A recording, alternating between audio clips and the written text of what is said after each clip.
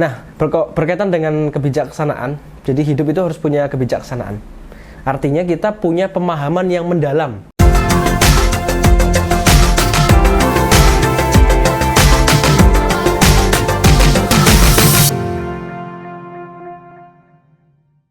Hai. Assalamualaikum teman-teman.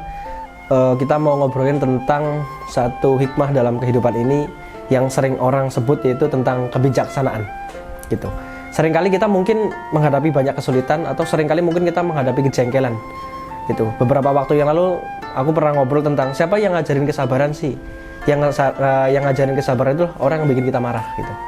Jadi kalau Anda contoh naik motor di lampu merah tiba-tiba keserempet, nah itu orang itu yang ngajarin Anda untuk bersabar.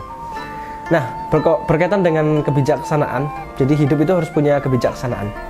Artinya kita punya pemahaman yang mendalam tentang orang, tentang barang, tentang situasi, tentang kejadian.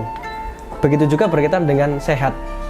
Ya, kita harus punya pengetahuan yang mendalam tentang apa? Tentang tubuh kita. Kalau kita punya pengetahuan yang mendalam tentang tubuh kita, kita akan lebih bijak. Itu yang disebut dengan pemahaman tentang kebijaksanaan.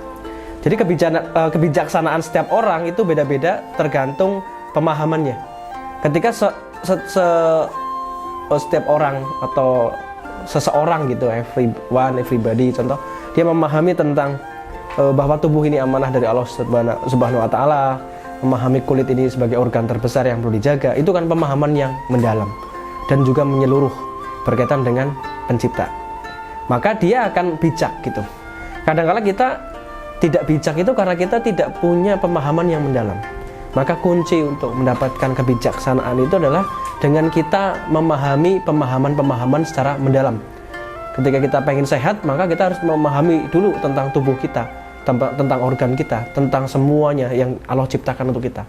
Disitulah kita akan bijak, sehingga kita bisa menganggap demam itu sebagai sinyal tubuh, karena kita sudah punya pemahaman yang mendalam. Mungkin sakit kepala bukan sebagai penyakit, tapi sebagai sinyal tubuh juga. Ketika kepala teriak-teriak minta tolong pada kita. Berkomunikasi dengan tubuh secara bijak, maka syarat komunikasi salah satunya adalah punya pemahaman yang mendalam. Yuk kita mulai melatih diri kita untuk punya pemahaman yang mendalam, sehingga kita menjadi orang-orang yang bijaksana. Dan bijaksana itu dibentuk melalui pemahaman yang mendalam, insya Allah.